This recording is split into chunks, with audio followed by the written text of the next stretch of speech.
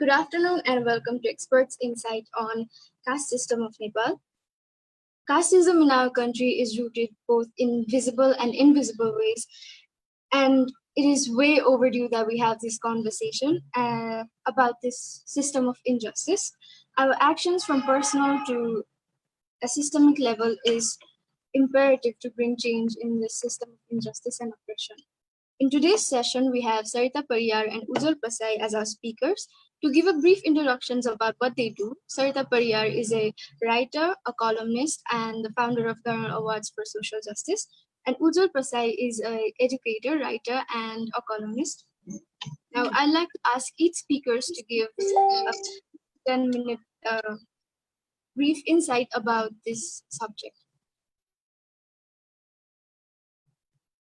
Starting from Sarita Pariyar. Thank you. Thank you. Sorry.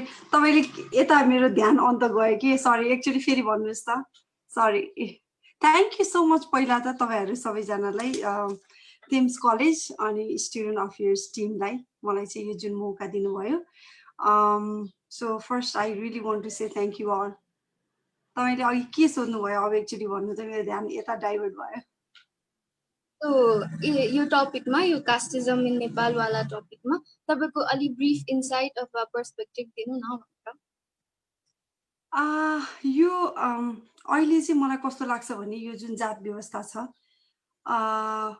अहिले जुन रुकुममा घटना भयो जसरी अंगिरा पासेको रूपन्देहीको घटना भनौं या अजित मिजार ढकाल जसको चाहिँ आज 4 वर्षदेखिको चाहिँ लास्ट टिचिङ हस्पिटलमा छ मलाई लाग्छ यो 3-4 वटा घटना र यस्ता अरु पनि घटना छन् जुन घटनाले चाहिँ जात व्यवस्था के हो भन्ने कुराको चाहिँ यथार्थ एकदमै देखाइदिएको छ जस्तो लाग्छ सो एकदमै ब्रीफमा भन्नु पर्दाखेरि चाहिँ यो एउटा त्यस्तो खालको व्यवस्था हो मेरो बुझाइमा जसले कहिले पनि मान्छेलाई चाहिँ एक हो भन्दैन र हैन जो यो चाहिँ एकदमै हायरार्किकल सिस्टम हो जहाँ चाहिँ मान्छेले कि चाहिँ आफू भन्दा माथि को छ भनेर हेर्छ कि चाहिँ मान्छेले आफू भन्दा तल को छ भनेर हेर्छ त्यसो भए हुनाले यो चाहिँ एकदमै स्तरीकरण भएको चाहिँ व्यवस्था हो भन्छु जुन it is one of the most rigid र ह्युमन सिभिलाइजेसनमा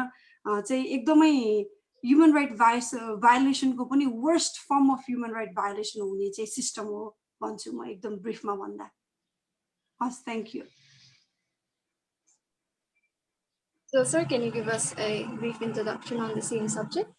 Actually, Sarita जीले 10 मिनेट बोल्नु पर्ने थियो 3 मिनेटमा सिधाएर हुन्छ एनीवे ल ठीक छ म अलिकति भन्छु त्यसपछि तपाईले फेरि एड गर्नु होला म thank you Ibha thank you so much for this अनि thank you thanks college for giving us this wonderful opportunity र यो बेला चाहिँ महत्त्वपूर्ण छ किनभने अहिले अब धेरै घटना पनि घटिरहेको छ एउटा अर्को चाहिँ यो यसै पनि सधैं लामो समयदेखि विमर्श हुनुपर्ने बहस हुनुपर्ने विषय हो त्यसकारणले यो विषय थेम्स कलेजले सोचेर आफ्नो विद्यार्थी आफ्नो टिचर्स र त्यो एजुकेसनमा इन्ट्रेस्टेड कलेजको कम्युनिटीलाई सुनाउने र छलफल गर्ने एउटा जमर्को गर्यो द्याट्स भेरी गुड अब कुरा कहाँबाट सुरु गरौँ भन्दा यो कहाँबाट सुरु गर्ने भन्दा यो यति ठुलो विषय छ र यति धेरै विमर्श गर्नुपर्ने उठाउनुपर्ने यति धेरै सवालहरू छन् कि कहाँबाट सुरु गर्ने भन्न अप्ठ्यारो हुन्छ अब त्यसलाई एकदमै सामान्य भाषामा भन्नुपर्दा जात व्यवस्था अघि सरिताजीले भने जस्तो मानव अधिकारको कोणबाट हेर्यो भने मान्छेको जिउन पाउने र सम्मानजनक हिसाबले दुनियामा जिउन पाउने एकदमै सामान्य र एकदमै आधारभूत अधिकारलाई वञ्चित गर्ने त्यो अधिकारबाट मान्छेलाई वञ्चित गर्ने व्यवस्था मुख्य त यसरी भन्न हुन्छ एकदमै सामान्य भाषामा भन्दा मान्छे जीवन कसरी जिउन चाहन्छ भन्दा खान लाउन देखि लिएर अरु आधारभूत आवश्यकताहरू मान्छेका धेरै हुन्छन् हैन त्यो आधारभूत आवश्यकता पूरा गरेर अनि मान्छेले जिउन चाहने कारण कसरी जिउन उसको जीवन कसरी सहज हुन्छ भन्दा उसले सम्मान पायो भने उसको जीवन डिग्निफाइड भयो भने सम्मानजनक जिन्दगी जिउन पायो भने मात्र त्यो जीवन अर्थपूर्ण हुन्छ त्यो अर्थपूर्ण जीवन जिउनबाट वञ्चित गर्ने धेरै कुरा हुन सक्छन् एउटा असाध्यै के भन्छ त्यो जीवन त्यस्तो जीवन जिउनलाई वञ्चित गर्ने एउटा असाध्यै क्रूर व्यवस्था चाहिँ जात व्यवस्था हो। त्यसमा नस्लको कुरा जोड्न सकिन्छ, त्यस्तै गरेर तपाईँको क्लासको कुरा जोड्न सकिन्छ होइन। कोही मान्छे चाहिँ आफ्नो सामान्य आवश्यकता आधारभूत आवश्यकताबाट वञ्चित भएको हुन्छ त किन भन्दा ऊ पल्लो वर्गमा जन्मेको हुन्छ। तर यी सबै भन्दा आफ्नो विशिष्ट चरित्र लिएर मान्छेलाई आफ्नो सामान्य सम्मानजनक जिन्दगी जिउन नदिने व्यवस्था चाहिँ जात व्यवस्था हो, जुन अघि सरिताजीले भन्नुभयो। यसले मान्छेलाई एउटा स्ट्रिक्ट हाइरार्कीमा लगेर राखिदिन्छ। त्यो हाइरार्कीमा धेरै कुरा जोडिएको हुन्छ। त्यसमा प्युरिटीको कुरा, शुद्धता अशुद्धताको कुरा, छुन हुने नहुने कुरा, विवाह गर्न हुने नहुने कुरा, मित्र बनाउन हुने नहुने कुरा, सँगै बस्न हुने नहुने कुरा, यो सामान्य मान्छेको जीवनमा हाम्रो समाजलाई सम्झियो, जो जात व्यवस्थाबाट साथै जकडिएको समाज छ, त्यो समाजलाई सम्झियो भने यो समाजमा मान्छेका रूपमा जिउनका लागि जातले धेरै कुरा निर्धारण गर्छ। मान्छेको आर्थिक स्थिति निर्धारण गर्छ, मान्छेको सामाजिक सम्बन्ध निर्धारण गर्छ, मान्छेका सांस्कृतिक सम्बन्धहरू निर्धारण गर्छ। र हाम्रो मूलत एकदम सोसियोलोजिकली भन्न पर्यो भने, समाजशास्त्रीय भाषामा भन्न पर्यो भने, यसले मानवीय सम्बन्धलाई असाध्यै अन्यायी बनाउँछ। भनेको न्यायमा आधारित हुन दिँदैन। जात व्यवस्थाको एकदमै जड कुरा भन्नुपर्दा त्यति भनौँ। अब मलाई के लाग्छ भने यो खासमा अलिकति समय अझै हाम्रो बाँकी छ। सरिताजीले केही थप्नुहोस् यसमा, अनि त्यसपछि म एउटा दुईटा कुरा म आफ्नो समुदायको प्रतिनिधित्व गर्दै म एउटा दुईटा कुरा भन्छु। अघि यो मैले जहिले पनि हुन त यो विषयमा चाहिँ तपाईँहरूले त्यो इफ्लायरमा राख्दाखेरि चाहिँ एक्सपर्ट भनेर राख्नु भएको छ है।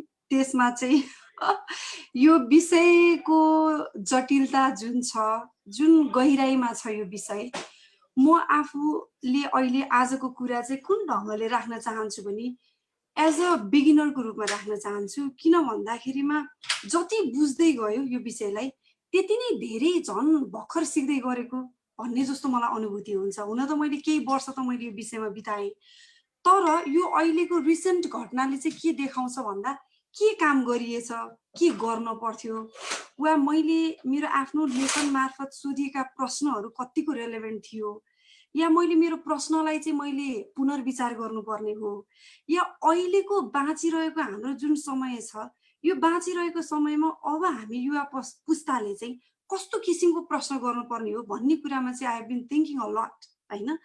त्यसो भए हुँदाखेरि अघि उज्जवलजीले भन्नुभएको जस्तो फन्डामेन्टल जुन कास्टको क्यारेक्टरिस्टिक्स जुन हुन्छ, विशेषता जुन हुन्छ, त्यो चाहिँ अघि उहाँले नै भन्नुभएको कुरा हो। त्यसमा थप्नुपर्ने कुरा चाहिँ कहाँनिर छ भने यो यति धेरै एब्स्ट्र्याक्टमा छ जस्तो लाग्छ क्या। मान्छेलाई कतिखेर कुन कुराले फाइदा पुर्याउँछ त्यतिखेर नै बन्ने नियम जस्तो पनि लाग्छ कि घरिघरि। किन भन्दा म बच्चा हुँदाखेरि म कस्तो महसुस हुन्थ्यो भने कुन कुरा छुनु हुने, कुन कुरा छुन नहुने, कतिखेर छुनु हुने, कतिखेर छुन नहुने, कतिसम्म मात्रै छुन हुने, कतिसम्म छुन नमिल्ने, यो कुराबाट चाहिँ म एकदमै धेरै कन्फ्युज हुन्थेँ क्या होइन। जस्तो घरमा कोही मान्छे आउने, लुकेर चाहिँ खाने त्यही मान्छे, तर त्यही मान्छेको दोकानमा सामान किन्न गयो भने चाहिँ सरु त्यो के भन्छन् पैसा चाहिँ मेरो हातमा नदेऊ है, अरूले देख्छन् भन्ने क्या।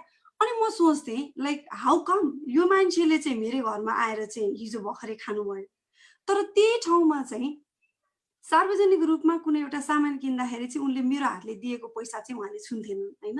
त्यसो हुँदाखेरि म चाहिँ एज अ चाइल्ड म कसरी कन्फ्युज हुन्थ्यो भने यो के हो भन्ने हुन्थ्यो कि लाइक यो हो, अब यो गर्नु नहुने यो हो भनेर भन्दा यसो हेर्दाखेरि चाहिँ यो एकदमै के भन्छन् त्यसलाई भनेको क्लोज्ड नै हुन्छ होइन, यो एकदमै क्लोज सिस्टम नै हो। तर पनि आफूलाई फाइदा हुने बेलामा चाहिँ त्यो चाहिँ फेरि होइन यो त भइहाल्छ नि, यहाँ यतिसम्म आए त भइहाल्छ नि। त्यो हुँदाखेरि चाहिँ मलाई कस्तो लाग्छ नि यो एक इन अ वे यो एब्स्ट्र्याक्ट पनि छ जस्तो पनि मलाई फिल हुन्छ। त्यसो भएको हुनाले अघि उज्जवलजीले भन्नुभएको जुन के भन्छन् जति पनि क्यारेक्टरिस्टिक्स छ त्यसमा चाहिँ त्यति धेरै एड गर्नुपर्ने कुरा जस्तो लाग्दैन। लेट्स टक होइन, यो कन्भर्सेसनमा डेफिनेटली अरू कुराहरू त जोड्न सकिन्छ नि। जुन तपाईँले प्रश्नको फर्मेट पठाउनु भएको छ त्यही अनुसार जाने हो भने पनि I am more than happy to engage यो क्वेसनहरूमा। सो फर्स्ट क्वेसन चाहिँ तपाईँहरू दुवैजनालाई सोध्छु है त म। अब जस्तै अब यस्तो इस्यु दलितहरूको इस्युजहरूको कुरा आउँदाखेरि होइन सहरतिरको अडियन्स भनौँ न अनलाइन प्रेजेन्समा अडियन्सहरूले यो त सहरमा हुने कुरा नै होइन, यो त रुरल एरियाजमा मात्रै हुने कुरा हो, सहरमा त कास्टिजमै छैन अहिले त्यस्तो भन्नेहरू पनि हुन्छ नि त। स्पेसिफिकली चाहिँ अब जस्तै दलितको केही कुरा इस्युजहरू उठ्यो भने फर्स्टमा त उनीहरूलाई दलित भनेर आइडेन्टिफाई गर्नु नै गलत हो भन्ने मान्छेहरूलाई चाहिँ तपाईँहरू के भन्न चाहनुहुन्छ, और उनीहरूको ओपिनियनको बारेमा तपाईँलाई केही भन्नु मन लाग्छ भने प्लिज सेयर गरिदिनु। मैले भनौँ ल ठिक छ, म भन्छु अनि त्यसको सरिताजीले यसमा थप्नु होला नि। यो गाउँमा मात्रै हुने कुरा हो, ग्रामीण भेगमा मात्रै हुने कुरा हो, यो अविकसित ठाउँमा हुने कुरा हो, यो चाहिँ मोडर्न अम्युनिटिजहरू, आधुनिक शिक्षा पद्धति या आधुनिक चालचलन के भन्छ त्यसलाई, यो सुख सुविस्ताका सबै संयन्त्रहरू नभएको ठाउँमा मात्रै हुने हो भन्ने एउटा आम धारणा छ। एक हदसम्म त्यो ठिकै हो कि झैँ लाग्छ, सतहमा हेर्दा ठिकै छ नि त, राम्रो स्कुल्सहरू छ, राम्रो युनिभर्सिटी छ, देयर आर युनिभर्सिटी प्रोफेसर्स होइन, त्यहाँ एकदम मार्केटको व्यवस्था छ भनेको, त्यहाँ मान्छेले श्रम गर्छ, श्रम गरे बाबत पैसा लिन्छ, कोही मान्छे मजदुर छ, कोही डाक्टर छ, कोही मान्छे विद्यार्थी छ, कोही शिक्षक छ, शिक्षकले पढाउँछ, पढाएको पैसा लिन्छ, शिक्षक र विद्यार्थीको जातको कहाँ कुरा हुन्छ र। त्यस्तै गरेर डाक्टर छ, डाक्टर र बिरामी छन्, बिरामी आफ्नो उपचार गर्न आउँछन्, डाक्टरले बिरामी जात छ, बिरामी जातले पैसा लिन्छ, अनि त्यहाँ चाहिँ कहाँनिर जात आउँछ त भनेर यसो हेर्दा सहरी परिवेश अनि सहरले निर्धारण गर्ने यो भ्याल्युजहरू सबै जातबाट मुक्त भए जस्तो देखिन्छ। त्यो हुनुपर्ने पनि हो, खासमा त्यो श्रमसँग सम्बन्धित कुरा हो भने आफ्नो श्रम गर्ने, आफूले जानेको काम गर्ने, आफ्नो रुचि जे हुन्छ त्यो काम गर्ने, त्यो बापत पाउने पारिश्रमिक लिने, जीवन चलाउने एकदमै सामान्यतया हुनुपर्ने यही नै होला। तर त्यस्तो छ त? अब हाम्रो यथार्थ त्योभन्दा एकदमै बेग्लै छ। मैले अघि पनि भने, सहरको भनौँ या गाउँको भनौँ होइन, सहरमा चाहिँ के आजकल विवाहहरू प्रेम सम्बन्धहरूमा जात आउँदैन र होइन। अजित निजारको लास चाहिँ टिचिङ हस्पिटलमा बसेको छ त, काठमाडौँको त्रिभुवन विश्वविद्यालय अन्तर्गतको अस्पतालमा, महाराजगञ्जमा, एकदमै सहरको मध्य सहरको अस्पतालमा, त्यो भित्रको आइस बक्समा अजित निजारको लास बसिरहेकै छ। त्यहाँबाट त्यो लास किन निस्केको छैन भन्दा त्यो अन्तर्जातीय भन्ने शब्द नै हेर्नु न, अन्तर्जातीय विवाह गरेका कारण त्यो विवाहलाई अस्वीकार गरियो र उनलाई मारियो। त्यो मारिएको कुरा अस्वीकार गरियो, त्यसलाई त्यहाँ त्यो न्याय नपाउने भएकोले परिवारले त्यो एक्सेप्ट गरेन र त्यो लास त्यहाँ अहिलेसम्म बसिरहेको छ। भनेपछि त्यो सहरकै कुरा हो। त्यस्तै गरेर सहरकै कुरा अरू विवाह सम्बन्धहरू हेरौँ होइन, हाम्रोमा अहिले पनि एरेन्ज गरेर विवाह गर्ने चलन छ, जुन सहरमा पनि व्याप्त छ। त्यस्तै गरेर प्रेम विवाहमा चाहिँ हरेक पटक जात सङ्कटको कुरा बन्छ। जस्तो यो फेरि दलितसँग मात्रै सम्बन्धित कुरा छैन, यो बाहुन क्षेत्रीको बिचमा, बाहुन र नेवारको बिचमा, नेवारभित्रको जाति प्रथाको कुरा सम्झियो भने पनि यो जातले, सिङ्गै जात व्यवस्थाले चाहिँ हाम्रा प्रेम सम्बन्धहरू, हाम्रो विवाहको सम्बन्धहरू, हाम्रो सारा सम्बन्धहरू यस्तो मजाले गाजेको छ कि यो सहरमा छैन भन्ने कुरा चाहिँ आम धारणा हुँदाहुँदै यो यथार्थभन्दा एकदमै परको कुरा हो।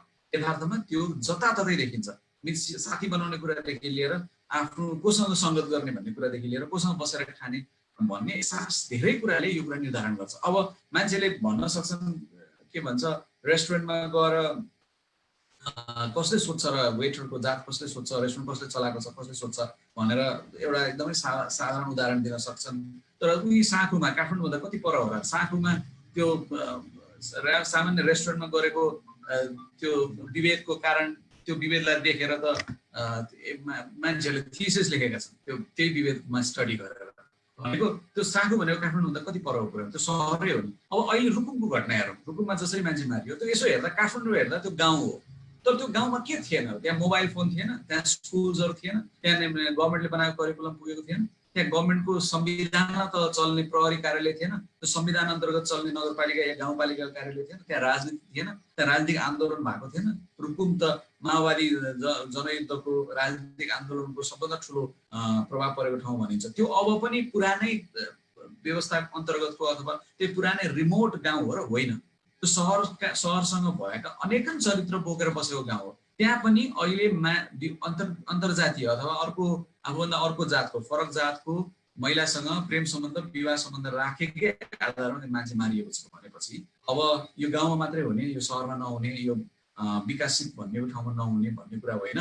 यो चाहिँ इन्डियाकै उदाहरण हेऱ्यो भने, भारतको उदाहरण हेर्नुहोस्, महाराष्ट्रको कुरा भन्नुहोस् या दिल्लीकै कुरा भन्नुहोस् या अन्यत्रको कुरा भन्नुहोस्, भारतमा ठुल्ठुला उद्योग धन्दाहरू आज खुलेका होइनन्। भारतको मार्केट एक्सप्यान्ड भएको आज होइन।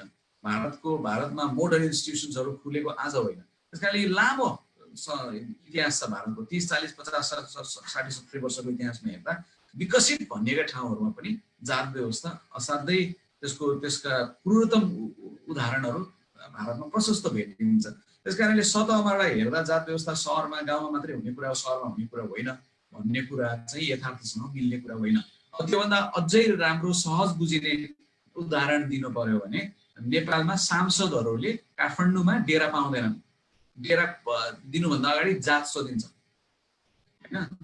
त्यस कारणले जात सोधेर मात्रै उसको जात मिल्ने रहेछ भने अथवा त्यो राख्न हुने रहेछ भने मात्रै उनीहरूलाई डेरा दिइन्छ। डेरा नपाएको कारणले सांसदहरू छटपटिनु परेको काठमाडौँको यथार्थ हो। त्यस कारणले यो गाउँमा मात्रै हुने सहरमा हट्दै गएको अथवा हटिसकेको भन्ने जुन आम धारणा छ त्यस्तो हुन्थ्यो भने बडो राम्रो हुन्थ्यो। कम्तीमा त्यो अस्ति कृष्ण खनालले लेख्नु भएको जस्तो सहरमा चाहिँ राम्रो छ त्यस कारणले गाउँबाट लिएर आएर ल सहरमा के न गरौँ न भन्ने पनि भन्न सकिन्थ्यो। तर जसरी प्रोफेसर कृष्ण खनाल सर्वथा गलत हुनुहुन्थ्यो त्यसरी नै यो यथार्थ भन्दा एकदमै रियालिटी भन्दा परको कुरा हो भन्ने लाग्छ। मेरो अनुभव, मेरो अध्ययनले त्यसो भन्छ। योभन्दा फरक कुरा कसैले गर्छ भने म सुन्न तयार छु। सरिताजीले सुन्नु होला अब यही विषय। एक्ज्याक्टली यो तपाईँले भन्नुभएको जस्तै एउटा इक्जाम्पल मलाई के याद आइरहेको छ भने कम्युनिस्ट पार्टीको निकै लिडिङ नेताले चाहिँ सार्वजनिक भाषणमा के भन्नुभएको थियो भने गाउँमा चाहिँ दलितको घर टाढाबाट चिनिन्छ अरे होइन, किनभने अलिक पुरानो छाना हुन्छ अरे। अब भर्खरै दलितहरूले अलिकति भनौँ न काम अनि अलिकति पैसा आर्जन गर्न थालिसकेपछि टिन लाउन थालेको।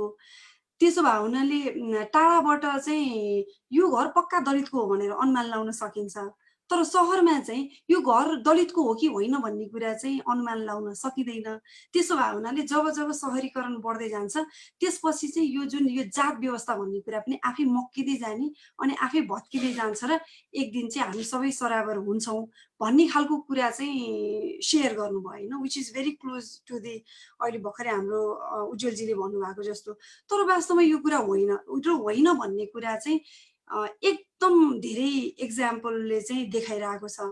त्यो भएको हुनाले मलाई चाहिँ लाग्छ यो के भन्छन् यो कसरी चाहिँ गाउँमा चाहिँ छ अनि सहरमा छैन भन्ने कुरा चाहिँ कस्तो लाग्छ भने यो एउटा चाहिँ नजानेर भने जस्तो पनि लाग्दैन है मलाई। यो चाहिँ हामीले जसरी बुझ्छौँ नि जात व्यवस्थाको बारेमा यो होइन थाहा नपाएर या चाहिँ के भन्छन् यसमा ज्ञानको कमी भएर भनेको जस्तो पनि लाग्दैन कि यो जुन यो मास यो कन्सियसनेस जुन छ त्यो हिसाबले चाहिँ गाउँमा छ अनि त्यसपछि गएर सहरमा छैन, त्यसै गरेर पढेकाले गर्दैनन् होइन। अब यो तर्क त अर्कोसँग पनि जोडिन्छ नि त, यो त शिक्षितले गर्दैन। जब मान्छे शिक्षित हुँदै जान्छन् गर्दैनन्। एकदमै सिम्पल एक्जाम्पल के हो भने यदि त्यस्तो हुन्थ्यो भने आज सबैभन्दा बढी दलितहरूप्रति जति पनि दमन शोषण उत्पीडन भएको छ कुन वर्ग र जात समुदायबाट भएको छ र त्यो वर्ग र जात समुदायको शिक्षाको लिट्रेसी रेट हेर्नुहोस्, यु क्यान कम्पेयर होइन। त्यो भएको हुनाले यो शिक्षा हुँदैमा अनि त्यसपछि अलिकति धन हुँदैमा होइन आज पनि इन्ट्रेस्टिङली कस्तो खालको छ भने कोठा भाडा नपाउने त सामान्य कुरा भयो होइन।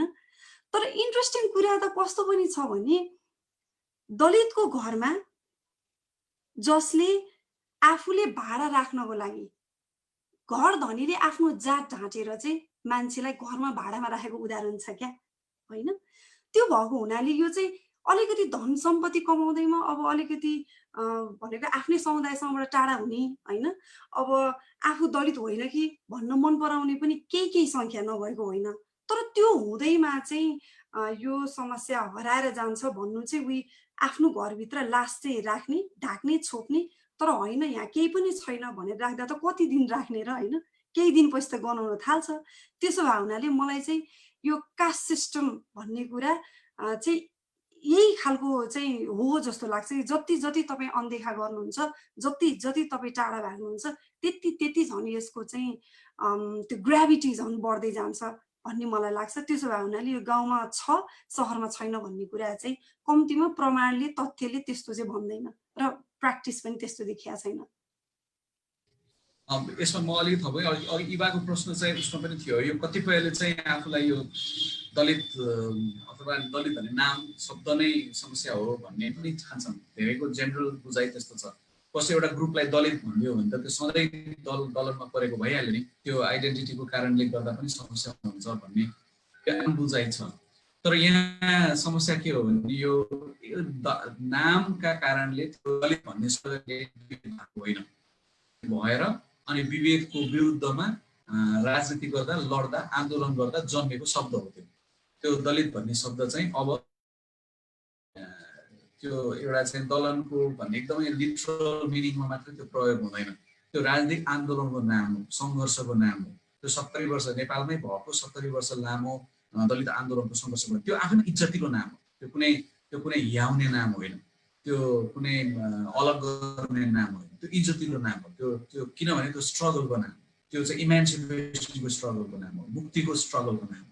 त्यस कारणले मान्छेले जात व्यवस्थाबाट यस्तो धेरै समस्याग्रस्त सामान्य मानवाधिकारसम्म डिनाइ गर्ने त्योबाट वञ्चित मान्छेलाई वञ्चित गर्ने व्यवस्थाको विरुद्धमा भएको राजनीति र आन्दोलनको नाम हो।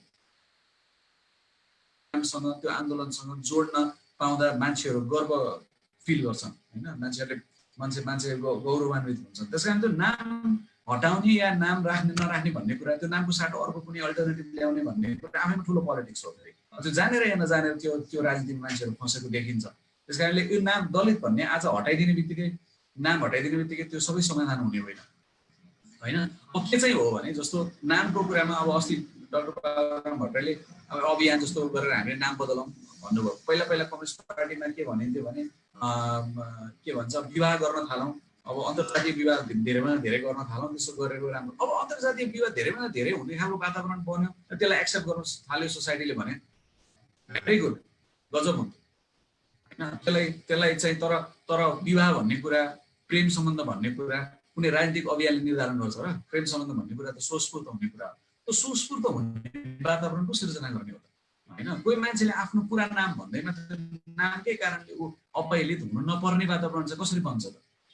त्यस कारणले त्यो वातावरण बनाउनलाई एउटा कुरा चाहिँ के हो भने ल के भन्छ राम्रो शिक्षा चाहिन्छ। तर राम्रो शिक्षा भने के हो? त्यो स्किल, डाक्टर हुने स्किल हुने बित्तिकै त राम्रो शिक्षा हुँदैन होला। त्यो डाक्टर हुने स्किल्स हुन्छ, तर जात व्यवस्था लिएरै एउटा मान्छे डाक्टर भइरहेको हुन्छ।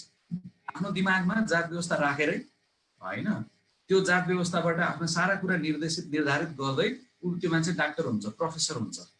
त्यस कारणले अब चाहियो के होला भन्दा एक त आन्दोलन पनि सँगै जाने हो। आन्दोलनको धेरै रूपहरू हुन्छ।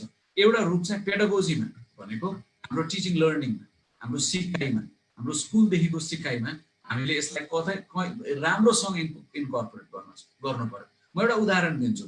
यो सिकाइको कुरा मैले किन जोडेको भन्दा मेरो एकजना साथी हुनुहुन्छ, टिचर हो स्कुलमा, मलाई सुनाउनु भएको घटना हो। स्कुलमा एकजना कोही ब्राह्मण शिक्षकले, डाउन शिक्षकले दलित महिलासँग विवाह गर्नुभएछ। अनि त्यसपछि उहाँ सधैँ पढाउन आउनुहुन्छ स्कुलमा। अनि स्टाफ रुममा, क्यान्टिनमा खाना खाने बेलामा, खाजा खाने बेलामा कुरा हुन्छ र कहीँ न कहीँ कसै न कसैले जातको कुरा निकालिहाल्छ उहाँ भएकै कारणले, एउटा होइन। दोस्रो, उहाँलाई के भनिन्छ भने आजकल रमाइलो गर्दै ठट्टा गर्दै साथीभाइ जस्तो एकदम धाप मार्दै हात मिलाउँदै के भनिन्छ भने ओ तपाईँलाई के सजिलो भयो छ है आजकल, अब त बच्चा बच्चीलाई दलितको नामबाट तपाईँले कोटा पाइहाल्नुहुन्छ, अब त डाक्टर साक्टर बनाउनु सजिलो हुन्छ भनेको। उसले हप्तामा एकचोटि दुईचोटि 2 दिन फरकमा एकचोटि दुईचोटि यो कुरा सुन्नै पर्ने हुन्छ। र उनी आहत भएर दिगदार भएर उनलाई चाहिँ यस्तो कुरा नगर्ने साथीसँग उनले आफ्नो कुरा पोखेछन् होइन। मैले भन्नु गर्छ त्यो विद्यालयभित्र टिचरहरूमा होइन यो सिङ्गो आन्दोलनलाई बुझ्ने चेष्टा पनि छैन, छलफल पनि छैन, विमर्श पनि छैन। यो किन यस्तो भइरहेको छ, मान्छे बिचमा किन यत्रो ठुलो समस्या छ भनेर सोचेकोसम्म छैन। जसले यति सामान्य कुरा पनि सोचेको छैन भने कक्षामा भएको दलित विद्यार्थीलाई उसले कसरी ट्रिट गरिरहेको छ होइन। उसले सोसल स्टडी पढाउँदैछ, सामाजिक शिक्षा पढाउँदैछ, लिटरेचर पढाउँदैछ होइन, त्यहाँ उसले चाहिँ जेनरल नलेज पढाउँदैछ, त्यहाँ नेपालको समाजको बारेमा पढाउँदैछ। के पढाउँछ त्यहाँ भन्दाखेरि सामान्य मानवीय आफ्नो सम्बन्धलाई, विद्यार्थी र शिक्षक बिचको सम्बन्धलाई मानवीय बनाउने कुरा सहरकै राम्रा भनिएका स्कुलहरूमा पनि छैन भने हामीले पेडागोजिकल एक्सर्साइज भएर ठुलो चाहिने कुरा देख्छु म चाहिँ।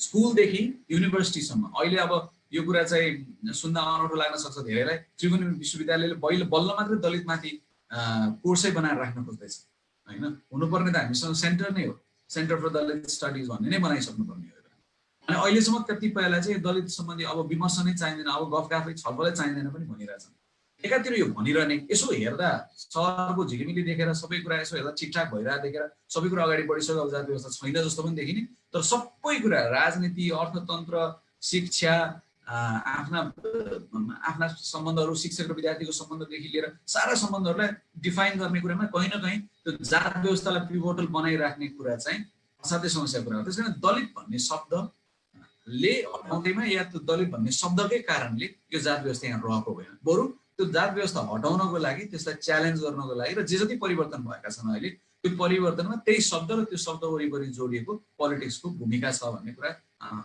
रियलाइज गर्नुपर्छ जस्तो लाग्छ मलाई चाहिँ थ्याङ्क यू मेरो नेक्स्ट क्वेसन चाहिँ सरिता म्यामलाई हो होइन हामीले क्लासमा तपाईँको आर्टिकल पढेको थियौँ उज्जवल सरकै क्लासमा इङ्ग्लिसमा ट्रान्सलेटेड थियो त्यो अनटचेबल स्टोरिज अफ टचेबल भजाइनास अनि त्यसमा चाहिँ तपाईँले कसरी इङ्ग्लिसमा ट्रान्सलेटेडवाला थियो अनि त्यसमा चाहिँ हामीले बडिजहरूलाई कसरी युज गर्छ दलितको बडिजहरूलाई अप्रेस गर्नलाई युज गर्छ भन्ने थियो भनेर त्यसको मेसेज टाइपको थियो अनि सो बोथ दलित मेल र फिमेलहरूको बडिजलाई चाहिँ दलित अप्रेसनमा उनीहरूको एजेन्सी कसरी युज गरे कसरी उनीहरूको एजेन्सीलाई लिएर कसरी दलित अप्रेसन गरेको छ भनेर त्यसमा अलिकति इलाबोरेट गरिदिनु न ए हस् थ्याङ्क यू यो चाहिँ एकदम ठुलो विषय हो जस्तो लाग्छ है जसरी चाहिँ समाजशास्त्रमा एजेन्सी भन्ने शब्दको प्रयोग गरिन्छ त्यो चाहिँ मेरो चाहिँ बुझाइमा कसरी मान्छेले आफ्नो इन्डिपेन्डेन्ट ढङ्गले चाहिँ थिङ्क गर्ने होइन कसरी आफ्नो इच्छा अनुसारको निर्णय गर्ने र त्यो त्यसमा चाहिँ प्रयोग गर्ने तर जुन स्ट्रक्चर्स जुन छ जुन ट्रेडिसन्स भनौँ अनि जस्तो खालको हाम्रो कस्टम्सहरू छ त्यो कुराले चाहिँ फेरि पनि एजेन्सीलाई कसरी लिमिटेड गर्छ भन्ने कुरा हो होइन र मैले हेर्दाखेरि एकदम सामान्य तरिकाले बुझाउनु पर्दा चाहिँ कस्तो लाग्छ भने मलाई दलित महिलाको शरीर जुन छ जुन ढङ्गले गैर दलित पुरुषहरूले आफ्नो एक किसिमको प्राधिकार भनौँ होइन यो चाहिँ अरूको शरीरमाथि गैर दलित पुरुषको जुन ढङ्गको प्राधिकारको ढङ्गले चाहिँ प्रयोग गर्छ त्यो कुरालाई चाहिँ बुझ्न यसले एकदम ठुलो कुरा बोलेको जस्तो लाग्छ मलाई चाहिँ होइन यो एजेन्सीको कुरा गर्दाखेरि चाहिँ त्यो भन्न खोजेको चाहिँ म let me give you an example त्यो मैले खासमा यो अनटचेबल स्टोरिज अफ टचेबल भजाइनाजमा चाहिँ कसरी सुदूरपश्चिममा भएका दलित महिलाहरूको विशेष गरी बाजी समुदाय those who are stigmatize as sex workers अहिले त्यो खालको छैन तर पहिला त्यस्तो ढङ्गले चाहिँ बुझिन्थ्यो त्यहाँनिर हेर्दाखेरि चाहिँ मलाई कस्तो लाग्यो भने उनीहरूको बडी उनीहरूलाई चाहिँ एक किसिमको इन्डिपेन्डेन्ट ले सोच्न सक्ने आफ्नो निर्णय लिन सक्ने भएको भए तापनि त्यो स्ट्रक्चरले चाहिँ एकदमै लिमिटेड गरेको चाहिँ मैले पाएँ होइन जस्तो if I have to give an example of this अजित मिजार होइन यो अब अजित मिजारको घटनालाई राम्रो केलाउने हो भने चाहिँ जस्तो एउटा के अरे दलित पुरुषले गैर दलित महिलासँग के भन्छन् प्रेम विवाह गर्दाखेरिको यो घटना घट्यो होइन र कसरी चाहिँ यो स्ट्रक्चरले वुमेनहरूको सेक्सुअलिटीलाई चाहिँ कन्ट्रोल गर्ने भन्ने जुन छ नि यसमा चाहिँ intersection of caste and gender भन्ने कुरा चाहिँ असाध्यै महत्त्वपूर्ण भूमिका हुन्छ जस्तो लाग्छ where Uma Chakravarti talks about the brahmanical patriarchy होइन त्यो भएको हुनाले चाहिँ महिलाको यौनिकतालाई जबसम्म कन्ट्रोल गरिरहन्छ जात व्यवस्थालाई टिकाइराख्नको लागि चाहिँ यो असाध्यै ठुलो के भन्छन् अस्त्र हो भन्ने लाग्छ त्यो जुन रक्तको शुद्धता छ जुन त्यो रगतको चाहिँ एउटा पवित्रता छ जुन श्रेष्ठता छ होइन त्यो खालको कुरालाई चाहिँ कायम राखिरहनको लागि चाहिँ जात व्यवस्था चाहिँ एकदम बलियो ढङ्गले चाहिँ अगाडि बढिरहेको जस्तो मलाई फिल हुन्छ है इन सर्ट सो उज्जवलजी do you want to add something यसमा तपाईँलाई यस्तो जस्तो जेनरली के हो भने नि यो दलितको कुरामा प्युरिटी इम्प्युरिटी र अपरेसन यो जुन खालको दलन छ जुन खालको दमन छ त्यो चाहिँ शरीर र एजेन्सी बडीको उपयोग गरिन्छ जस्तो भनौँ न श्रमको लागि दलितको शरीर प्रयोग गरिन्छ एकदमै सिम्पल भाषामा भन्दाखेरि श्रमको लागि दलितको शरीर प्रयोग गरिन्छ जस्तो फलामको काम गर्ने सरसफाइ गर्ने दलितको शरीर प्रयोग गरिन्छ अनि त्यहाँ चाहिँ के गरिँदैन भन्दा के चाहिँ डिनाइ गरिन्छ भन्दा त्यो शरीर त प्रयोग गरिन्छ श्रम लिइन्छ तर उसको आफ्नो लागि आफै सोच्न सक्ने आफ्नो लागि आफै निर्णय लिन सक्ने उसको जुन आधारभूत अधिकार हुन्छ त्यो अधिकार वञ्चित गरिन्छ हैन र त्यहाँ अर्को पनि कुरा एड हुन्छ त्यो भनेको चाहिँ त्यति मात्रै भन्दा त लेबरको कुरा मात्रै सम्झिए पुग्छ किनभने लेबरले पनि गर्ने त्यही हो हैन लेबरले आफ्नो काम गर्छ आफ्नो श्रम लगाएर कुनै पनि सामान बनाउँछ या सहरै खडा गर्छ तर त्यो सहरको सुविधा भोग्नबाट उ वञ्चित हुन्छ त्यता लेबर मात्रै सम्झे पनि हुन्छ तर यसमा एडिसनल कुरा छ त्यो एडिसनल कुरा भनेको चाहिँ के हो भन्दा यहाँ प्युरिटीको कुरा छ हैन अब त्यो प्युर र इम्प्युर कति कुन बेला हुने भन्ने चाहिँ बठ्याइपूर्वक प्रयोग गरिदिन्छन् मान्छे अघि सरिताजीले भन्नुभयो घरमा आएर खाएको छ लुकेर खान्छ अब त्यो वादीको शरीरमा या दलित सेक्स वर्करहरू जसले बनाइयो एउटा समयमा उनीहरूमाथि त्यो शरीरको माथि चाहिँ दमन हुन्छ त्यो शरीरको दुरुपयोग हुन्छ अब्युज हुन्छ हैन सेक्सुअली अब्युज गरिन्छ त्यसलाई प्रयोग गरिन्छ अनि तर उनीहरूले आफैले निर्णय लिन सक्ने कुरा उनीहरू आफ्नो लागि आफै सोच्न सक्ने कुरा लाई एक्सेप्ट गरिँदैन अब जस्तो वादीहरूले आएर चाहिँ एउटा चाहिँ सुनाउँछन् नि पहिला एउटा कथा सुनाउँथे सिडिओले चाहिँ नागरिकता दिने बेलामा यो कसको छोरा हो भनेर सोध्दा एकजना वादी महिलाले यो तपाईँकै छोरा हो भनेर भन्ने एउटा कथा सुनिन्थ्यो त्यो भनेको के भने तपाईँ जस्तै मान्छेहरूले आएर मेरो शरीर भोगेको कारण जन्मेको बच्चा हो नागरिकता किन डिनाइ गर्नुहुन्छ भन्दा आफ्नो सामान्य आधारभूत अधिकारबाट वञ्चित गर्ने कुरा एजेन्सीलाई अस्वीकार गर्ने कुरा तर बडीले प्रयोग गरेर उसले श्रम गरेर र उसले दिन सक्ने उसले अफर गर्न सक्ने जे कुरा हो त्यसलाई प्रयोग गर्ने त्यसलाई कन्ज्युम गर्ने त्यसलाई अब्युज पनि गर्ने तर सामान्य आधारभूत अधिकार नदिने त्यो एजेन्सी डिनाइ गर्दैन त्यो कुरा चाहिँ खास गरी शरीरकै प्रयोगबाट बढी भएको छ दलन पनि शरीरकै प्रयोगबाट बढी भएको देखिन्छ दलितको दलनको इतिहास हेर्यो भने पनि हिजोको भूमि सम्बन्ध हेर्यो भने पनि हिजोको मानवीय सम्बन्धहरू हेर्यो भने पनि र गाउँको बनावट हेर्यो भने पनि हैन जस्तो भनौँ न गाउँ एउटा सामान्य पहिलाको अहिले त अब अलिक परिवर्तन भयो तर पहिला के गरिन्थ्यो भन्दा एउटा गाउँ पर नयाँ सेटअप गर्नु पर्यो भने राम्रो के भन्छ पाली लाग्ने ठाउँमा अलि फाँटिलो ठाउँमा अलि राम्रो ठाउँमा कथित उच्च जात मान्छेहरू बस्ने अनि अलिकता भिरपाखामा अलिकति अप्ठ्यारो ठाउँमा अलिक रिसोर्स कम भएको ठाउँमा दलितहरूलाई लगेर राख्ने तर नेसेसरीली राख्ने किन राख्ने त्यो दलित बिनाको गाउँै कल्पना गरिँदैन थियो पहिला नेपाली गाउँहरू किन गरिँदैन थियो भन्दा श्रम लिनुपर्छ हैन त्यो उसँग भएको सिप र श्रम प्रयोग गर्नुपर्छ तर उसलाई अधिकारबाट चाहिँ वञ्चित गर्नुपर्छ उसलाई त्यो एउटा मार्जिन भन्दा उता राखिरहनुपर्छ त्यो मार्जिन भन्दा यता आउन दिनु हुँदैन तर उसको श्रम सबै प्रयोग गर्नुपर्छ त्यो कारणले चाहिँ यो I think it has a very interesting कसैले बडी पोलिटिक्समा मजाले काम गर्यो दलितको भने अब इन्डियातिर अलिअलि काम भएको छ जस्तो मान्छेहरूले रिसर्च गरेको छ त्यो राम्रोसँग काम गर्यो भने यो पोलिटिकल लेभलमा पनि धेरै काम गर्न सकिन्छ हैन इट्स अ भेरी इन्ट्रेस्टिङ अलिकति एड गर्नु पर्दा नि यो उसमा चाहिँ जस्तो मलाई कुन उदाहरण दिन मन लाग्छ भने यो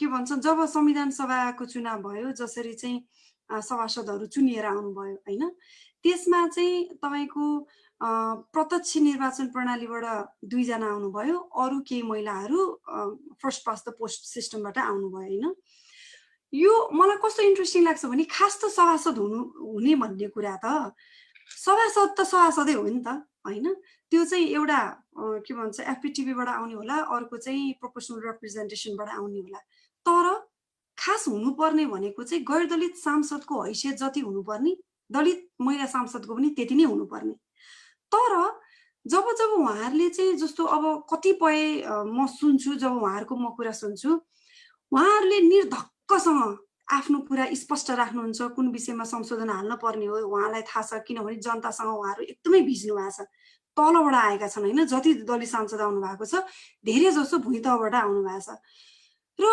त्यसरी आउँदाखेरि चाहिँ कस्तो भने आफ्नो कुरा राख्दाखेरि चाहिँ म एउटा एक्जाम्पल दिन चाहन्छु जुन चाहिँ यो के भन्छन् छुवाछुत तथा कसुर सजाय ऐनको चाहिँ संशोधनको बेलामा दलित महिला सांसदहरूले चाहिँ यस्तो हुनुपर्छ भनेर आफ्नो भोइस राख्ने, यो कन्टेन्ट हुनुपर्छ, we can not compromise at all भनेर राख्ने, त्यो चाहिँ सांसदको हैसियतले राख्नुभयो उहाँहरूले। तर त्यसमा थर्काउने गैर दलित सांसदले चाहिँ के भन्नुहुन्छ, तपाईहरुलाई जति दिन्छ त्यति लिनुस्, यति भन्दा बढी नबोल्नुस् हैन भनेको मतलब the kind of language they use, right? So एजेन्सीको कुरा चाहिँ यहाँनिर आउँछ कि उहाँ दलित महिला सांसदहरूले त आफ्नो एजेन्सी प्रयोग गर्नु भएको हो नि त, not just because they are Dalit parliamentarian, कि उहाँहरू एउटा इन्डिपेन्डेन्ट थिङ गर्न सक्ने आफ्नो फ्री विलले आफ्नो कुरा राखेको हो नि त। तर त्यो बेलामा चाहिँ कस्तो खालको कुरा आउँछ भने ल यति मात्रै हो, यो के राख्नुपर्छ के राख्नु पर्दैन यो हामीलाई थाहा छ भनेर चाहिँ सार्वजनिक रूपमा त्यसरी चाहिँ व्यवहार गर्ने भनिसकेपछि यो एजेन्सीको कुरामा चाहिँ यो स्ट्रक्चर, ट्रेडिसन, कस्टम्सहरूले चाहिँ कसरी लिमिटेसन चाहिँ गर्छ भन्ने कुराको चाहिँ एकदमै बलियो उदाहरण हो जस्तो लाग्छ। I think this is one of the important, super important topic जसमा चाहिँ एकदमै अध्ययन जरुरी छ। I am glad you brought this question, एकदम मलाई चाहिँ ठिक लाग्यो यो प्रश्न। अर्को क्वेसन चाहिँ मेरो उज्जवल सरलाई हो। अब जस्तै नेपालमा पनि ब्राह्मणिकल पेट्रियार्कीवाला सिस्टम नै देखिन्छ हैन, अनि कास्ट सिस्टम नरहे, अफिसियली नरहे पनि कास्टिजम त एकदम प्रिभेलेन्ट नै छ। अनि you as a Brahmin man तपाईको प्रिभिलेजेसले गर्दा चाहिँ like how and when did you realize कि यो सिस्टमले चाहिँ तपाईलाई कति धेरै, कतिको म्याग्निट्युडमा चाहिँ कति धेरै प्रिभिलेजेस दिँदो रहेछ भनेर चाहिँ तपाईलाई कसरी र कहिले रियलाइज भयो? यस्तो छ, अब मान्छेलाई आफ्नो भोगाइले नै हो मूलत रियलाइजमा पुर्याउने। तर त्यो मेरो केसमा चाहिँ दुईटा कुरा हो। एउटा चाहिँ म अहिले स्कुलमा सँगै पढेका केही साथीहरू, केही दलित साथीहरू र केही नन ब्राह्मण्स अनि जनजाति साथीहरू र महिला साथीहरू, अहिले सम्झिँदा केही समय पछाडि मैले यसो फर्केर हेर्दाखेरि सबैसँग क्षमता थियो, कुनै न कुनै हिसाबको क्षमता सबैसँग थियो। उनीहरूसँग भएको आफ्नो आफ्नो क्षमतालाई उनीहरूले विस्तार गर्ने ठाउँै पाएन। र धेरै जसो साथीहरू चाहिँ क्लास 9, 10 पढ्दा पढ्दै कि ड्रप आउट भए कि फेल भए र उनीहरू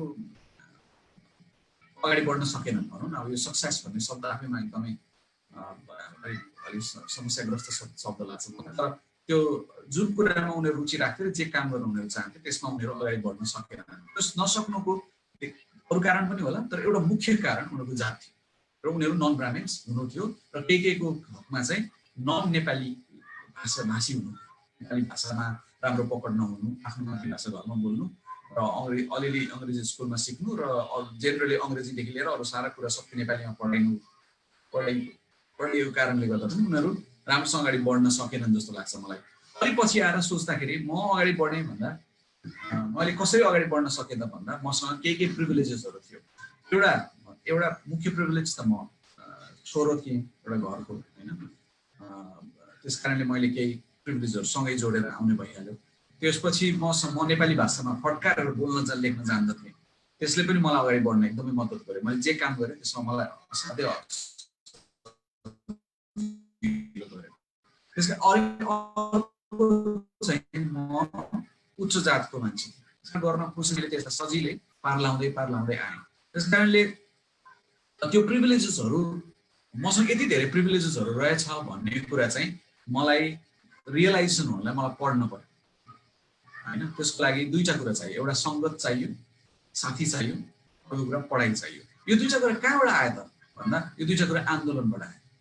त्यो लिट्रेचर किन लेखियो त? जुन लिट्रेचर मैले पढेँ, जुन कथा कविता मैले पढेँ, जुन खालको थियोरिटिकल चिजहरू मैले पढेँ होइन।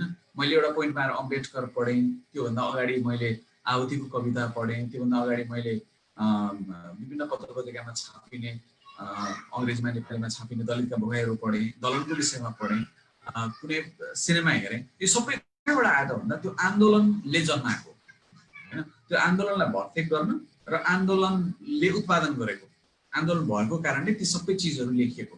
ती सबै चिजहरूले मलाई सोच्न बाध्य बनायो होइन। म यति प्रिभिलेजेसहरूसँग म हुर्किएको रहेछु होइन। मेरो सक्सेसमा चाहिँ मेरो सोसल स्ट्रक्चर, म हुर्किएको समाज, म हुर्किएको परिवार, म हुर्किएको समुदाय, जातले एकदमै धेरै खेलेको रहेछ भन्ने कुरा चाहिँ यो साथीहरूको कुरा अब त्यो त्यो त्यो किताबसम्म पुग्नको लागि त्यो लिटरेचरसम्म पुग्नको लागि र त्यो खालको छलफलसम्म पुग्नको लागि चाहिँ मित्रहरूको पनि के भन्छ रोल हुन्छ एजुकेसनल इन्स्टिट्युसन्सहरूको पनि रोल हुन्छ म जस्तो खालको विश्वविद्यालयमा पढ्न गएँ र जो मान्छेहरूसँग म सङ्गतमा पुगेँ उनीहरूले मलाई यो पढाइसम्म पुर्याए र त्यो पढाइ कहाँबाट आयो त्यो सङ्गत कहाँबाट आयो भन्दा त्यो आन्दोलनको उसबाट आएको त्यस कारणले ती आन्दोलनहरू थिएनन् भने त्यो दलित आन्दोलन थिएन त्यो महिला आन्दोलन थिएन र त्यो अर्को नेपालको हकमा जनजातिको आन्दोलन थिएन भने यी आन्दोलनहरूले उत्पादन गरेका चिजहरू मैले पढ्ने मौका पाउँदैन थिएँ या पढेर पनि मैले राम्रोसँग रियलाइज गर्ने मौका पाउँदैन थिएँ होला त्योसँग जोडिएको कोही न कोही साथीसँग मेरो सङ्गत हुँदैन थियो भने पनि त्यो लेभलको रियलाइजेसन मलाई हुँदैन थियो होला त्यस कारणले म यस हिसाबले म त्यो हिसाबले पनि प्रिभिलेज छु कि त्यो साथी त्यस्तो लिटरेचरसँग म सङ्गतमा पुगेर मलाई आफूलाई चेन्ज गर्न म अब कति चेन्ज भयो त अरूले भन्ने कुरा हो तर मलाई आफूलाई हिजोका सारा कुराहरूबाट म अलिअलि भए पनि त्यसलाई च्यालेन्ज गर्दै अगाडि बढ्नलाई कोसिस गरिरहेको छु र अब प्रिभिलेजेसहरूको कुरा चाहिँ मैले अघि भने मेरो सक्सेसमा मेरो प्रिभिलेजेसहरू जोडिएको छ भन्ने कुराको मलाई एकदमै एक्युरेट रियलाइजेसन कुनै पोइन्टमा गएर भयो ठ्याक्कै यो दिन भयो भन्ने त मलाई थाहा छैन तर त्यो रियलाइजेसन नभएको भए मैले यो खालको गफका यो खालको विमर्शमा म भाग लिने थिइनँ त्यस कारणले त्यो प्रिभिलेजेसहरूसँग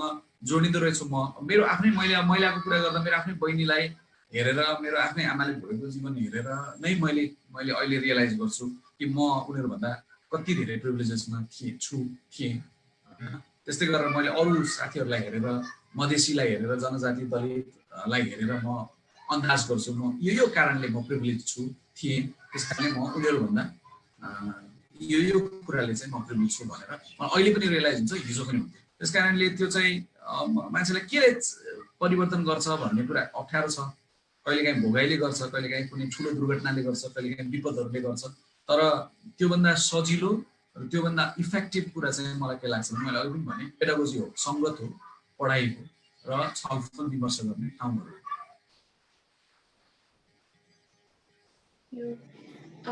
मेरो नेक्स्ट क्वेसन चाहिँ सरिता म्यामलाई हो तपाईँले आफ्नो एज अ दलित वुमन होइन तपाईँले आफ्नो एक्सपिरियन्सहरू सेयर गर्नुभयो जस्तै घरमा चाहिँ आएर चाहिँ गर्नुहुने तर बाहिर चाहिँ नछौ त्यस्तो अरूले देख्छ खाली कुरा आयो होइन त्यस्तो एक्सपिरियन्सेसहरू तपाईँको थुप्रै होला लाइफमा त्यस्तो एक्सपिरियन्सेसहरूले चाहिँ तपाईँको राइटिङलाई चाहिँ कसरी एफेक्ट गर्यो र अब दलितहरूको बारेमा लेख्ने मान्छेहरू त धेरै हुन्छन् होइन नन दलित पनि हुन्छ दलित पनि हुन्छ तपाईँले चाहिँ त्यो दलितले लेखेको दलितको बारेमाको राइटिङ र नन दलितले लेखेको राइटिङमा चाहिँ कस्तो फरक पाउनुहुन्छ this is very important question मलाई कस्तो लाग्छ भने अघि उज्जवलजीले भन्नुभयो जस्तो मान्छेको भोगाई अनुभूति भन्ने कुरा जीवन्त अनुभव भन्ने कुरा चाहिँ असाध्यै महत्त्वपूर्ण हुन्छ भन्ने कुरा म विश्वास गर्छु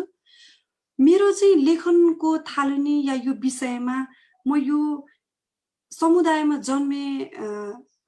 जन्मेको कुराले अनुभवले किन फरक पार्यो होला जस्तो पनि लाग्छ भने यदि म यो समुदायमा जन्मिएको हुँदैन थिएँ भने र मैले कहिले पनि अछुत हुनु भनेको के हो भन्ने कुरा यदि मैले कहिले महसुसै गरेको हुँदैन थिएँ भने सायद मलाई यो विषयमा लेख्नु पर्छ भन्ने खालको मेरो परिकल्पना नहुन पनि सक्थ्यो अब नहोला हुँदैन थियो भन्न त म सक्दिनँ होइन तर नहुन पनि सक्थ्यो यसले कसरी फरक पार्दो रहेछ त भन्दा पहिले सबभन्दा महत्त्वपूर्ण कुरा चाहिँ के लाग्छ भने मलाई एउटा चाहिँ मेरो आमा गर्दली समुदायबाट होइन अनि मलाई कस्तो लाग्ने भने मेरो आमा गर्दली समुदायको हुनु भएपछि चाहिँ मेरो मामा घरबाट चाहिँ मैले सायद 26-27 वर्षको उमेरमा मात्रै मैले मामा घरको मामाहरू भनेको चाहिँ देख्न पाएँ होइन मलाई कस्तो लाग्थ्यो भने मेरो आमा फलानु जातको रे यो उपल्लो जातको रे भनेको चाहिँ गाउँमा सुन्ने बुवाले पनि भन्नुहुने मलाई कस्तो लाग्थ्यो भने एउटा कुरा म कहिले बुझिनँ र जसको जुन मेरो सधैँभरि प्रश्न रह्यो बच्चैदेखि कि मेरो आमाको गर्व कस्तो हो जसले चाहिँ यति 7-8 जना चाहिँ अछुत बच्चाहरू जन्मायो भन्ने भयो क्या मलाई चाहिँ होइन के हो त्यस्तो होइन अनि यदि उनी गैर दलित थियो भने मेरो बुवासँग बिहे गरेकै कारण उनी कसरी झरिन् भन्ने भयो क्या मलाई कसरी झर्छ मान्छेको जात कसरी झर्छ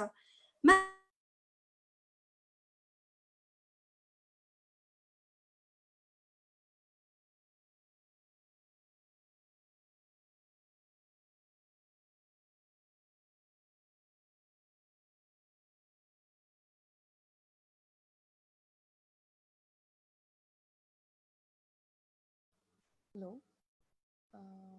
हो किन हैन त्यही ठाउँको इनारको पानीको बाल्टिन मैले अरूको गाग्रीमा हाल्न नहुने उनको बाल्टिनमा बढी भएको पानी चाहिँ मेरो गाग्रीमा चाहिँ उनीहरूले हाल्दिन हुने as if like you know उनीहरूले हालेर केही पनि फरक नपर्ने त्यो हुँदाखेरि मलाई कस्तो भयो भने म अरूभन्दा कसरी फरक भएँ भन्ने भयो क्या हेर्दाखेरि मेरो हात खुट्टा जिउ डाल होइन सबै चाहिँ उस्तै लाग्ने कसैको चेप्टो होला नाक कसैको चुच्चो होला कसैको आँखा चिम्चो होला कसैको ठुलो होला होइन कोही अग्लो होला कोही होचो होला तर मैले उस्तै देख्थेँ तर मलाई के लाग्थ्यो भने के मानेमा म फरक भएँ र मलाई फरक ढङ्गको व्यवहार गरियो भन्ने भयो त्यो प्रश्न भइसकेपछि वर्षौँसम्म त्यस्तो भइसकेपछि मलाई के लाग्न थाल्यो भने यदि मलाई फरक ढङ्गको व्यवहार गरेर रहेछ भने त म त फरक मान्छे हो भने यो फरक अनुभूति मैले संसारलाई किन नभन्ने हैन यो कुरा त मैले भन्नै पर्छ नि वाइ नट मलाई त्यस्तो फिल भयो त्यो फिल भइसकेपछि मलाई के लाग्यो भने मेरो विचार मैले सम्मान गरिन भने कसले सम्मान गर्छ संसारले सम्मान नगरेको त केही छैन तर म आफूले मेरो विचार त सम्मान गर्छु नि म भनेपछि it matters my voice matter my story matters भन्ने भयो त्यो भइसकेपछि मलाई के लाग्यो त भन्दा देन आई स्टार्टेड राइटिङ अनि त्यो लेख्दै गइसकेपछि चाहिँ मलाई झन् बढी बुझ्दै गएँ त्यो भएको हुनाले पनि यो निश्चित समुदायमा जन्मिएको कारणले लेखनमा फरक कोण या फरक ढङ्गको अनुभूति विचार त्यो चाहिँ आउँदो रहेछ भन्ने भयो किनभने मैले दलित महिला यदि भएको हुँदैन थियो भने मैले लेख्नुपर्छ भन्ने पनि मलाई आउँथ्यो कि आउँथेन भन्ने नै चाहिँ शङ्का छ त्यो भएको हुनाले चाहिँ एउटा क्वेसनको एन्सर चाहिँ यो र दोस्रोमा चाहिँ मलाई के लाग्छ भने अरूले लेख्दाखेरिको के फरक भन्ने अब मैले एकदम भयङ्कर हिस्टोरिकल एनालिसिस भनेर अहिलेसम्म भनौँ न जबदेखि लेखन भनौँ न नेपालमा अध्ययन अनुसन्धानको चाहिँ विकास भयो जबदेखि चाहिँ भनौँ न नेपालभन्दा बाहिरबाट पनि अनुसन्धान कर्मीहरू आएर चाहिँ नेपाल बारेमा अध्ययन अनुसन्धान हुन थाल्यो त्यस्तो खालको मैले हिस्टोरिकल ट्रेस आउट गरेर चाहिँ मैले भन्न सक्दिनँ तर मलाई कस्तो अनुभूति हुन्छ भने मेरो यो 10-15 वर्ष भनौँ न मैले जे एक्टिभिजम वाट एभर राइटिङको मार्फत या मैले आफ्नो कुराहरू सेयर गर्ने मार्फत जे गर्दै आएर अहिले मिडियामा आएका लेखनहरू होइन मिडियामा आएका लेखनहरू चाहिँ मलाई कस्तो महसुस हुन्छ भने दलित समुदायको विषयमा दलित मात्रै भन्दिनँ let me use the word caste question it's not only about Dalit है जात व्यवस्थाको बारेमा लेख्ने गरेको मैले कस्तो खालको पाउँछु भन्दा अब एउटा समाज नै जात व्यवस्थामा आधारित भइसकेपछि त्यसबाट उत्पादन हुने ज्ञान चाहिँ त्योभन्दा फरक कसरी हुन्छ एउटा कुरा होइन र जसले लेख्न पढ्न चाहिँ पहिला पायो या प्रिभिलेज भयो उसले कास्ट क्वेसनको बारेमा या दलितको बारेमा नलेखेर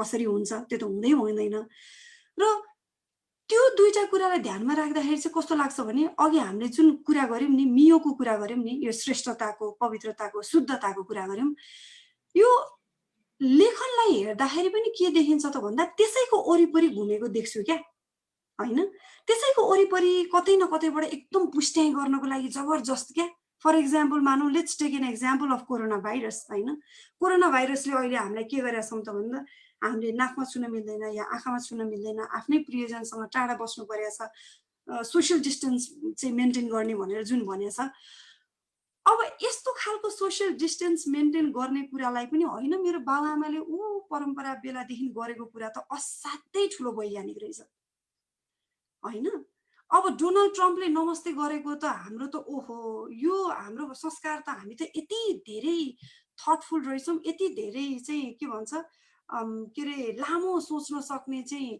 पर्सेप्टिभ रहेछौँ कि हाम्रो त बाउ बराजुदेखिको त्यो कुरा गर्दै आएको रहेछ भनेर जबरजस्ती त्यसलाई पनि के भन्ने प्रुभ गर्न खोज्ने क्या so the point that I'm trying to make is not just because the people are trying to learn उनीहरूले सिक्ने what is exactly caste system how it works हैन यो सिस्टमिक स्ट्रक्चरल प्रब्लम के हो भनेर सिक्ने भन्दा पनि जबरजस्ती प्रुभ गर्ने क्या मलाई त्यो फिल हुन्छ है किन एउटा चाहिँ त्यो अनि अर्को कुरा मलाई के पनि महसुस हुन्छ भने दलित समुदायको बारेमा लेख्दिएपछि मैले कल्याण गर्दिया छु कि भन्ने जस्तो खालको नि मैले अनुभूति कि मैले लेख्दिया छु है म आफूलाई लिबरेट गर्न होइन कि म दलितको लागि लेख्दिया छु भन्ने ढङ्गले त्यो खालको इम्पोज गर्न खोजेको हो कि जस्तो पनि फिल हुन्छ है।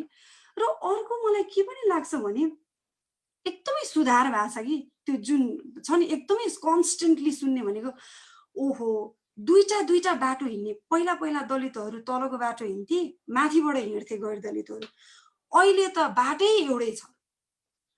अब हिजोसम्म मेरो चाहिँ के भन्छन् लुगा सिलाउने जुन थियो दमाईहरू, अहिले त बाबा संसद भवनमा हातै मिलाउन आउँछ। अरू त कुरै छोडिदिनु, आँखामा हेरेर बोल्छ। यस्तो क्या, you know what I mean, कि उनी त्यो हेर्दाखेरि चाहिँ मलाई कस्तो अनुभूति हुन्छ भने अब सुधार, अब आई हेभ नो आइडिया है, अब सुधार के हो, अब कसो हो, अब यसमा एकदम चाहिँ अध्ययन गर्नुपर्छ, यसलाई यत्तिकै भन्न मिल्दैन पहिला के थियो अहिले के छ। अब पक्कै पनि बोल्न पाएकै छ, हिँड्न पाएकै छ, अनि सङ्गठन गर्न पाएकै छन् होइन। अनि अलिअलि भए पनि धेरै मिडल इस्ट कन्ट्रीमा जानै नसके पनि हामी भारतमै गएर भए पनि आफ्नो जे जतिको श्रम हामीले बेचिरहेकै छौँ, त्यो हिसाबले कम्तीमा हाम्रो भाइ बहिनी हाम्रो बच्चाहरू स्कुल पढ्न गएकै छन्। परिवर्तन अब त्यसलाई भन्ने हो भने त्यो भएकै छ होइन। तर जुन यो सुधार भइरहेछ भन्ने खालको जुन छ नि, यो के उसको घेरामा चाहिँ चाँदीको यो बादलमा चाहिँ चाँदीको घेरा जस्तो पनि देख्नुपर्छ, अब त्यो अब होपै नभयो भने त कसरी बाँच्ने थाहा छैन होइन। तर what I'm trying to tell is परिवर्तन भइरहेको छ, सुधार उन्मुख छ भन्ने कुरालाई जस्टिफाई गर्नको लागि चाहिँ त्यस्तो खालको पनि लेखन भइरहेको हो कि, त्यस्तो खालको मलाई फिल हुन्छ क्या। त्यो भए हुनाले सिक्ने, यो बारेमा बुझ्ने, यसको लागि पब्लिक डिबेट गर्ने, विमर्श गर्ने, अघि उज्जवलजीले भन्नुभएको जस्तो डिपार्टमेन्टले यो विषयमा अझै अध्ययन अनुसन्धान गर्ने होइन, छुट्टै सेन्टर एस्टाब्लिस गर्ने, या हाम्रो बच्चासँग, मेरो आफ्नै नानीसँग, तपाईँ हाम्रो बच्चासँग चाहिँ कास्ट क्वेसन के हो भनेर अलिकति छलफल गर्ने भन्दा पनि एकदमै अनकम्फर्टेबल क्या। महिलाको कुरा गर्नु त कति सजिलो छ है, एकदम सजिलैसँग हुन्छ, तर जब कास्टको कुरा आउँछ मान्छेलाई यति अनकम्फर्टेबल हुन्छ कि त्यो एकदमै इट रियली रिक्वायर्स एकदमै करेज चाहिने, एउटा साहस चाहेर मात्रै बोल्न सक्ने। अब हाम्रो नानीको कुरा गर्यो भने कोरोना भाइरसको बारेमा स्कुलले जब पढाउँछ, कोरोना भाइरसको बारेमा चाहिँ बच्चाहरूले बुझ्नुहुन्छ भने जात व्यवस्थाको बारेमा मेरो बच्चाहरूले किन बुझ्नु नपर्ने होइन? किन? I mean what, I don't see any problem जस्तो लाग्छ कि के छ समस्या भने। अनि के हुन्छ नि, होइन होइन होइन है सरिता, यतिको बेलामा बच्चालाई असरै पार्न हुन्न। अनि म त भन्छु मेरो बच्चालाई त एकदमै असर पारेको छु मैले, बच्चैदेखि असर पार्ने गरेको छु। अब त्यो त मैले जानेर पारेँ कि नजानेर पारेँ थाहा छैन, तर बच्चालाई मैले गरेको कामबाट, मैले जे काम गर्छु, जे किताब पढ्छु, जो मान्छेसँग कुरा गर्छु, जस्ता किसिमका छलफलहरूमा भाग लिन्छु, मेरो बच्चाले त त्यो त आँखा खोल्ने बेला जतिको समय त देखिरहेको हुन्छ, सुनिरहेको हुन्छ भनेपछि मैले कुन बेलासम्म चाहिँ मेरो बच्चाको लागि बेठेको, अब चाहिँ यहाँ ठिक हो भन्ने कि त त्यस्तो होइन। मैले भन्न खोजेको साइकोलोजिकल यसरी परामर्श लिने गरेको हाम्रो त्यस्तो खालको ट्रेडिसन छैन होइन। कुरा के हो त भन्दाखेरिमा हामीलाई यो अनकम्फर्टेबल हुन्छ यो कुरा गर्न चाहिँ। त्यो भएको हुनाले चाहिँ हाम्रो राइटिङमा पनि कता न कता त्यो मेनिफेस्ट चाहिँ एकदमै अनकम्फर्टेबल भएको जस्तो चाहिँ मैले एकदमै फिल गर्छु। त्यो भनेर फेरि लेख्नै खोज्ने मान्छेहरूलाई पनि अब ल सरिताले चाहिँ यत्रो हामीले चाहिँ यति धेरै लेख्दिया छौँ, सरिताले त हाम्रो एक्नोलेजै गरेन भने I am not trying to tell that होइन। जसले गर्नुभएको छ सराहनै छ, किनभने यदि हामीभन्दा अग्रजले यस्ता किसिमको अध्ययन अनुसन्धान अघि उज्जवलजीले भने जस्तो आन्दोलन नगरिदिएको भए हामी यहाँ नै हुँदैनौ थियौँ। त्यो चाहिँ साह्रै ठुलो सत्य हो, त्यसलाई हामीले रेस्पेक्टै गर्नुपर्छ। But at the same time कस्तो खालको मेनिफेस्ट हुन्छ त भन्ने सन्दर्भमा चाहिँ अघि मैले भनेको 3-4वटा बुझा चाहिँ मलाई त्यस्तो अनुभूति हुन्छ भन्ने कुरा। हस्, thank you. Sorry to be very long. तपाईहरु दुवैजनालाई बोलिदिनु भएकोमा र तपाईको टाइम र पेशेन्सको लागि। अहिले चाहिँ हामी टाइममा अलि कम टाइम सिक्दैन लागेकोले तपाईहरुलाई केही लास्ट वर्ड्स यो सेसनको लागि भन्न मन छ भने प्लिज डु। उज्जवलजी यु गो अहेड। ठिकै छ। यस्तो हुन्छ, म चाहिँ अघि मेरो प्रिभिलेजको कुरा पनि सोध्यो, त्यहीसँग जोडेर म एउटा दुईवटा कुरा भन्छु लास्टमा। यो मलाई के लाग्छ नेपालमा भने दलित आन्दोलनको 70 वर्ष लामो इतिहास भयो। यो इतिहास चाहिँ अब सबै गैर दलितलाई पनि पढाउनु पर्यो हैन। सबै गैर दलितले सबैले म पढ्दिन, मलाई जरुरी छैन अथवा मलाई चाहिँदैन भनेर भन्न कसैले पनि पाउँदैन, किनभने यो समाजको चरित्र हो, सामाजिक संरचनाको कुरा हो। त्यसकारणले संरचना यस्तो ढङ्गले बनेको छ कि यसलाई कसैलाई पनि छोड्दैन। त्यसकारणले यो मेरो विषय होइन भनेर कसैले पनि पन्छिन पाउँछ जस्तो मलाई लाग्दैन। त्यो चाहे साइन्टिस्ट होस् या चाहे पत्रकार होस् या एस्ट्रोनट किन नहोस्, त्यो चाहिँ त्यो सबैले त्यो कुरा अनुभूत गर्नु पर्यो। यो यति लामो 70 वर्षको आन्दोलनमा के भयो, किन आन्दोलन भयो, किन मान्छेहरू अहिलेसम्म यसरी मारिनु परेको छ, अहिलेसम्म यस्तो विषयमा किन मान्छेहरू चाहिँ आक्रोशित छन्, दुखी छन् भन्ने कुरा चाहिँ राम्रोसँग पढ्नु पर्यो। र मेजर इन्टरभेन्सन अब नन दलितहरूमा चाहिएको छ। दलितहरूमा त आन्दोलनले, त्यो आन्दोलनमा सहभागिताले, त्यहाँ चाहिँ त्यो आफ्नो भोगाइले र त्यो भोगाइबाट सिक्दै, त्यो भोगाइले खार्दै दलितहरूलाई यो कुरा, यो जात व्यवस्था के हो, जातको प्रश्न के हो भन्ने कुरामा धेरै सोच्ने बनाएको छ। र धेरै हदसम्म त्यो त्यहाँबाट मुक्ति पाउने बाटोहरू दलित समुदायले खोजिरहेको छ। दलित समुदाय पहिल्यै चलाएमान छ यो कुरामा, ठुलो सङ्ख्यामा, अब सबै त नभनौँ होला, ठुलो सङ्ख्यामा त्यो छटपट्टि दलितहरूमा छ। तर त्यही लेभलको छटपट्टि, यो जात व्यवस्थाबाट हामी मुक्त हुनु पर्यो भन्ने छटपट्टि, त्यो लेभलको त्यो चिन्ता, त्यो चिन्तन गैर दलितहरूमा देखिँदैन। त्यो गैर दलितहरूमा किन देखिँदैन भने त्यो जात व्यवस्थाले गैर दलितहरूलाई कसरी अमानवीय बनाएको छ हैन, इनह्युमन बनाएको छ, कसरी एकदमै उनीहरूको समेत जिन्दगीलाई एकदमै नमिठो दिगदारिलो बनाएको छ भन्ने कुराको रियलाइजेसन हुन सकेको छैन हैन। त्यो त्यसकारणले त्यो छटपट्टि, त्यो दिगदारी, त्यो प्रश्न उठाइ, त्यो खालको एउटा खालको त्यो के भन्छ त्यसलाई स्टेयर गर्नुपर्ने कुरा चाहिँ नन दलितहरूमा बढी जरुरी देख्छु। त्यसकारण आन्दोलनको कुरा, क्वेसनको कुरा, छलफलको कुरा, विमर्शको कुरा नन दलितहरूमा असाध्यै बढी जरुरी खाँचो छ भन्ने लाग्छ। अहिले चाहिँ हामीले बिएमा, मास्टर्समा, ब्याचलर्समा अलिअलि पढाउन थालेका छौँ, अलिअलि पढ्न थालेका छौँ, के कुरा कोर्समा राखिदिएको छ। र स्कुलदेखि नै र हरेक छलफलका विमर्शका सबै फोरमहरूमा यो खालको विमर्श, छलफल, क्वेसन आन्सर यो एकदम बढ्दै नजाने हो। र नन दलितहरूमा त्यो खालको एउटा के भन्छ त्यो हलचल नल्याउने हो भने हामी अगाडि बढ्न अप्ठ्यारो छ। त्यो अगाडि बढ्न सक्छौँ, तर त्यो अगाडि बढ्ने कुरामा चाहिँ असाध्यै हिंसात्मक हुन सक्छ, असाध्यै डरलाग्दो हुन सक्छ, त्यो भायोलेन्ट हुन सक्छ। किनभने अब एकदमै आफ्नो अधिकारको लागि लड्न तयार समुदायले, समूहले चाहिँ त्यो अधिकार पाएन भने त्यो जसरी पनि लड्छ। त्यसकारणले त्यो हिंसक हुन सक्छ हैन। त्योबाट बच्नको लागि के गर्ने त भन्दा त्यो भायोलेन्स हुन नदिनलाई, त्यहाँ जबरजस्ती हुन नदिनलाई, त्यहाँ त्यसलाई शान्तिपूर्ण बनाउनलाई के गर्ने भन्दा त्यो नन दलितहरूमा सबभन्दा बढी ठुलो हलचल चाहिँ। त्यसो भने दलित आन्दोलन हामी लिड गरेर जान्छौँ भनेको होइन, आफूलाई परिवर्तन गर्ने भनेको होइन, आफ्नो सम्बन्धहरूलाई परिवर्तन गर्ने भनेको, आफूले बिहा गर्ने कुरामा, आफूले मित्र बनाउने कुरामा, आफूले जिन्दगी जिउने कुरामा जात भन्ने कुरालाई एनालिएट गर्दै सक्दै सिद्ध्याउँदै त्यसलाई निर्मूल गर्दै जाने कुरा चाहिँ नन दलितहरूले गर्ने अब। त्यसकारणले इन्टरभेन्सन इज नेसेसरी देयर। मलाई त्यहाँनिर चाहिँ इन्टरभेन्सन चाहिन्छ जस्तो छ। त्यसपछि चाहिँ हामी एकदमै समान ठाउँमा बसेर हार्मोनियस जिन्दगी जिउन सक्छौँ, एकअर्कालाई बडो प्रेमले, सम्मानले, इज्जतले व्यवहार गर्न सक्छौँ। र this society will be a very good place to live in. Otherwise फेरि पनि त्यही भायोलेन्स, फेरि पनि त्यही हिंसा, फेरि पनि त्यही अमानवीय कुरा दोहोरिने हो।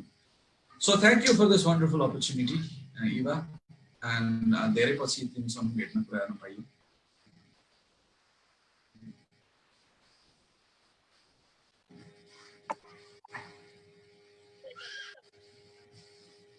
सुनिया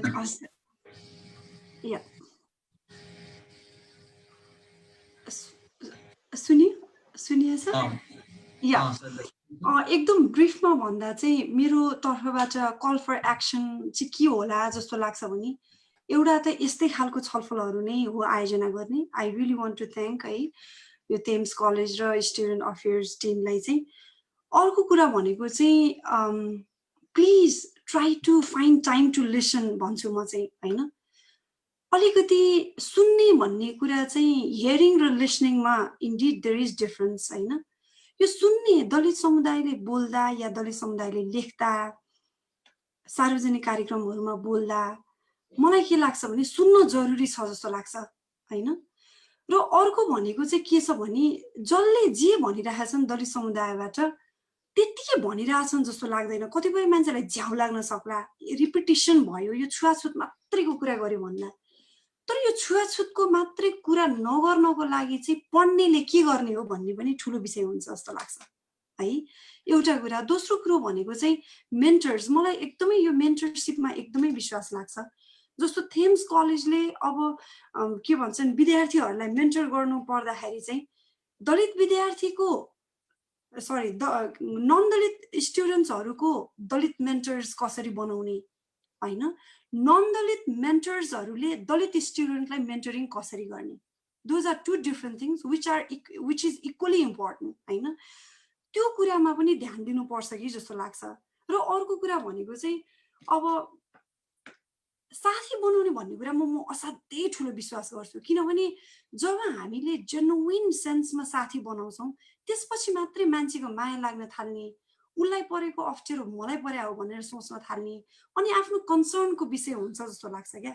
मेरो एउटा फलानु साथी छ नि, दलित साथी छ नि हैन, लाइक त्यो लेट्स फर्गेट अबाउट इट कि मेरो दलितको कुरा आयो भने मेरो साथी एउटा छ, अनि मेरो गाउँमा यस्तो मित लागेको थियो, अनि म चाहिँ सँगै भात खाएको थिएँ। ओ माई गड, लेट्स यो सोचबाट माथि उठेर चाहिँ हामीले रियल सेन्समा साथी बनाउन खोज्यौँ भने hopefully these are some of the ways so that we can engage with caste question in a genuine sense, खाली माथिको कुराबाट मात्रै हैन। यही हुन्छ मेरो सायद कल फर एक्सनको कुराहरू।